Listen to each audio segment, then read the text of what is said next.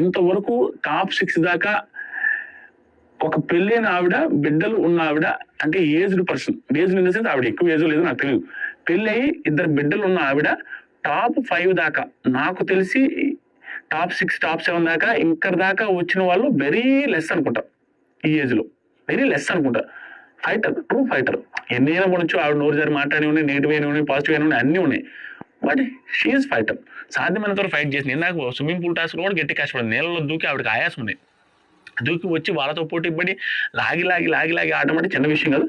She is true fighter. Sanjana గారు చాలా బాగా ఆడారు, ఎఫర్ట్స్ పెట్టారు. ఓడిపోవచ్చు కానీ మంచి ఫైట్ అయితే ఇచ్చారు. ఆ టైంలో ఆవిడ ఉండే సిచ్యువేషన్స్, ఆవిడ ఫేస్ చేసే సిచ్యువేషన్ ఏదైతే ఉందో, ఆ పిల్లలు కావచ్చు, ఏజ్ కావచ్చు, ఇవన్నీ కన్సిడర్ చేస్తే ఆవిడ వచ్చిన కేటగిరీ కావచ్చు, ఇక్కడ దాకా ఉండాలి. ఆ కేటగిరీలో వచ్చిన వాళ్ళు, అంటే పెళ్లి అయ్యి మిడిల్ ఏజ్ లో ఉండే వాళ్ళు వచ్చిన వాళ్ళు అందరూ కూడా 2-3 వారాల్లో వెళ్ళిన వాళ్ళు ఆల్మోస్ట్ అందరూ ఈవిడ అక్కడ దాకా నిలదొక్కున్నారు అనేది నా ఉద్దేశం. మీకు ఏమనిపిస్తుందో కామెంట్ చేయండి. Good, she's going good. చూద్దాం ఈ వారం నిలబెడతారా లేదని. ప్రస్తుతానికి డేంజర్ జోన్ లో వీళ్ళు ముగ్గురు ఉన్నారు. No midweek elimination. రేపు డబుల్ ఎలిమినేషన్ ఉండే సిచ్యువేషన్స్ ఛాన్సెస్ 90%.